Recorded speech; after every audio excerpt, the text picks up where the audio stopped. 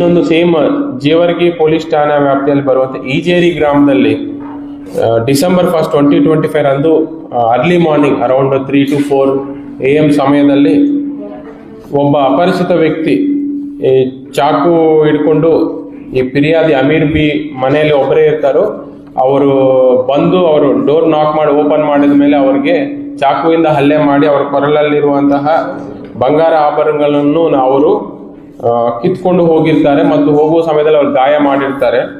ಈ ಸಂಬಂಧ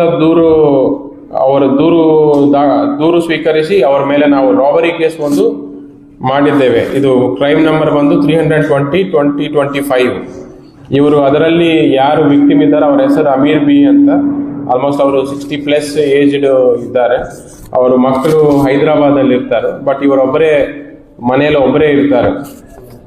ನಾವು ಇವರ ಆರೋಪಿನ ಪತ್ತೆ ಕುರಿತು ನಮ್ಮ DYSP ರೂರಲ್ ಲೋಕೇಶ್ವರಪ್ಪ ಅವರ ನೇತೃತ್ವದಲ್ಲಿ CPI ಜೀವರ್ಗಿ ಮತ್ತು PSI ಕಲಾವತಿ ಮತ್ತು ಗಜಾನನ್ ಮತ್ತು ಅವರ ಟೀಮ್ ಆಗಿರುವಂತಹ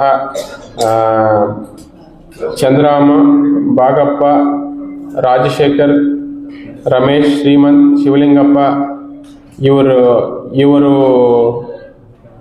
ಇವರನ್ನು ಸೇರಿಕೊಂಡು ಒಂದು ಟೀಮ್ ರಚನೆ ಮಾಡಿದ್ದೇವೆ. ಅವರು ಈಜೇರಿ ಗ್ರಾಮದಲ್ಲಿ ಕ್ಯಾಂಪ್ ಮಾಡಿ ಯಾರು ಮಾಡಿರ್ತಾರೆ ಅಂತ ಎಲ್ಲ ಅನುಮಾನಾಸ್ಪದವನ್ನೆಲ್ಲ ವಿಚಾರಣೆ ಮಾಡಿರ್ತಾರೆ.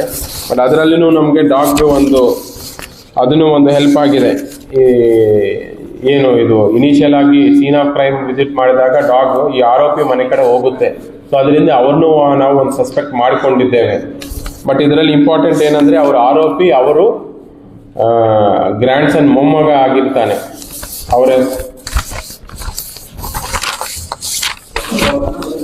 ಮೊಮ್ಮಗ ಇವರು ಫಿರ್ಯಾದಿ ಬಂದು ವಿಕ್ಟಿಮ್ ಬಂದು ಅಮೀರ್ ಬಿ ಅಂತ. ಅವರು ದೂರದ ರಿಲೇಷನ್ ಯೂನಸ್ ಅಂತ ಇಲ್ಲ, ಅಂದ್ರೆ ರಿಲೇಷನ್ ಮೊಮ್ಮಗ ಲೆಕ್ಕದಲ್ಲಿ ರಿಲೇಷನ್ ಬರ್ತಾರೆ, ಬಟ್ ದೂರದ ರಿಲೇಷನ್. ಅವ್ರ ಅಜ್ಜ ಆ ಟೈಮಲ್ಲಿ ಅವ್ರ ರಿಲೇಷನಲ್ಲಿ ಅವ್ರ ಮೊಮ್ಮಗ ಆಗ್ತಾನೆ. ಅವ್ರ ಹೆಸರು ಬಂದು ಯೂನಸ್ ಅಂತ.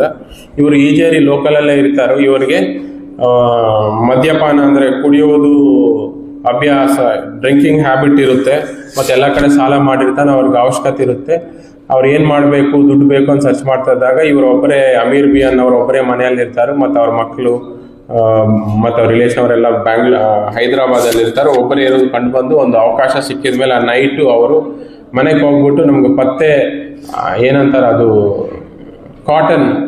ಕಾಟನ್ ಪರ್ಚೇಸ್ ಮಾಡೋದಿದೆ ಅಂತ ಹೇಳಿದ ಮೇಲೆ ಅವ್ರು ಡೋರ್ ನಾಕ್ ಮಾಡ್ತಾರೆ. ಅವ್ರು ಯಾರಿದ್ದಾರೆ ಈ ಸಮಯದಲ್ಲಿ ಅಂತ ಅಮೀರ್ ಬಿ ಅನ್ನೋರು ಡೋರ್ ಓಪನ್ ಮಾಡ್ತಾರೆ. ಅವ್ರು ಓಪನ್ ಮಾಡಿದ ತಕ್ಷಣ ಹೋಗ್ಬಿಟ್ಟು ಕುತ್ತಿಗೆಗೆ ಹಿಡಿದು ಚಾಕುವಿಂದ ಹಲ್ಲೆ ಮಾಡಿ ಅವರು ಈ ಕೊರಳಲ್ಲಿರುವಂಥ ಒಂದು ಬಂಗಾರ ಆಭರಣ ಕಿತ್ಕೊಂಡು ಅಲ್ಲಿಂದ ಪರಾರಿ ಆಗಿರ್ತಾರೆ.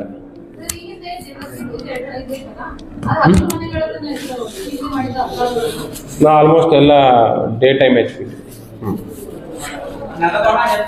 ಇದು ಕೇಸು ಮುಗೀಲಿ. ಸೊ ಅವ್ರನ್ನೇ ಪತ್ತೆ ಮಾಡಿ ಅವರು ಈ ಕೃತ್ಯ ಮಾಡಬೇಕಾದ್ರೆ ಅವ್ರು ಫೇಸ್ ಮಾಸ್ಕ್ ಹಾಕ್ಕೊಂಡು ನೈಟ್ ಟೈಮ್ ಎಂಟ್ರಿ ಮಾಡಿದ್ದಾರೆ. ಅಲ್ಲಿಂದ ಹಲ್ಲೆ ಮಾಡಿ ಇಮಿಡಿಯೇಟ್ ಆಗಿ ಅಲ್ಲಿಂದ ಪರಾರಿ ಆಗಿರ್ತಾರೆ. ಸೊ ಅವ್ರನ್ನೆಲ್ಲ ಟೋಟಲ್ ನಾವು ಅವ್ರನ್ನ ವಶಪಡಿಸ್ಕೊಂಡು ವಿಚಾರಣೆ ಮಾಡಿದ ಮೇಲೆ ಅವರು ಈ ಥರ ಅವ್ರಿಗೆ ಡ್ರಿಂಕಿಂಗ್ ಹ್ಯಾಬಿಟ್ ಇದೆ, ಎಲ್ಲ ಕಡೆ ಸಾಲ ಮಾಡ್ಕೊಂಡಿರ್ತಾರೆ, ಬಟ್ ದುಡ್ಡು ಅವಶ್ಯಕತೆ ಜಾಸ್ತಿ ಇತ್ತು. ಅದರಿಂದ ಇವರು ಒಬ್ಬರೇ ಮಹಿಳೆ ಇರುವುದವರಿಗೆ ಇರುವುದರಿಂದ ಅವ್ರಿಗೆ ಯಾರೂ ಇಲ್ಲ ಅಂತ ನೋಡಿಕೊಂಡು ಆ ದಿನ ನೈಟ್ ಅವರು ಈ ಪ್ರಾಪರ್ಟಿ ಅಫೆನ್ಸ್ ಮಾಡಿರ್ತಾರೆ. ಮತ್ತು ಇವರು ಮೇಲೆ ಯಾವುದೇ ತರಹ ಹಳೆ ಕೇಸಸ್ ಇರುವುದಿಲ್ಲ. ಇವ್ರನ್ನ ನಾವು ಇಮಿಡಿಯೇಟಾಗಿ ಅರೆಸ್ಟ್ ಮಾಡಿ ನ್ಯಾಯಾಂಗ ಬಂಧನಕ್ಕೆ ಕಳಿಸ್ಕೊಟ್ಟಿದ್ದು ಅವರ ಕಡೆಯಿಂದ ನಾವು ಪ್ರಾಪರ್ಟಿಯನ್ನು ರಿಕವರಿ ಮಾಡಿದ್ದೇವೆ.